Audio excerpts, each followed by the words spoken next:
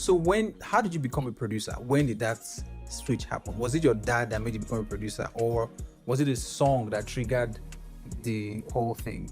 It's a series of different things. I would say, because recently I think I was talking to my younger brother, and I just had like flash of memory, and I told him, I was like, do you know I actually started production earlier than when I actually said I started production. For real? Yeah, because I'll trace it as far back as 99, 2000. But I mean, it's not like I was making beats on like any DAW like system, but I was already like programming beats on like my keyboard.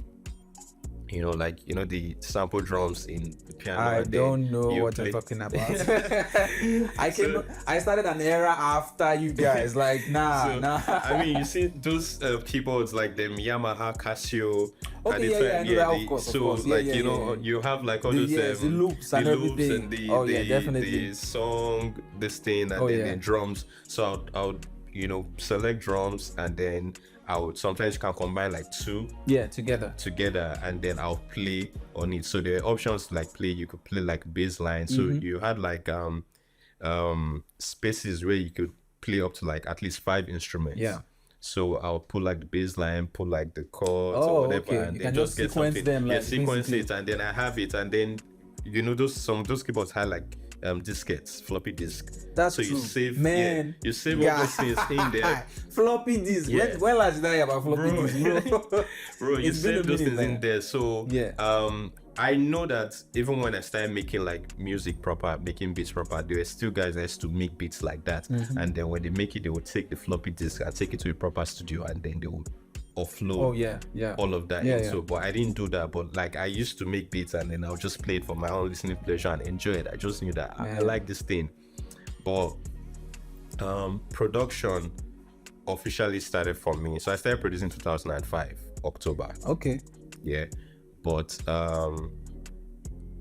as at early 2005, I'd already made up my mind that I wanted to somehow make beats, become a producer. Yeah. For my own self. Okay. Yeah. So I finished secondary. I was done with secondary school as July 2005, or maybe early August. And I remember I spoke to my dad. I already had like a plan of things. Like I used to write all my ideas down. So I had like, you know, all the things I wanted to achieve in my life. In, you know, this what they call those books, those long notes that we used to use in secondary school. No, not even jotters, like the note. Help us lah. But I know the name is just there. But I can't remember. But I get. So I wrote all my plans there. So I remember I went to meet my dad in his room. Higher education. Yes. So I went to meet him. I was talking to him. I was like, I want to do this. I want to do that. I want to do this. I was just telling him everything. And in my mind, it would be so easy to just do this. Or just carry me, give me money or something. And I was looking at me. I was like, okay, they all look nice, but this one seems more realistic for you to achieve, like this studio music. So I was looking at him, was like, okay, he would call somebody, and you know, I would learn production. So he called his engineer and just spoke to him and told him that I'll come, you know, meet him at the studio. And so when I started production, I actually started learning production. I didn't even start with digital production, it was live.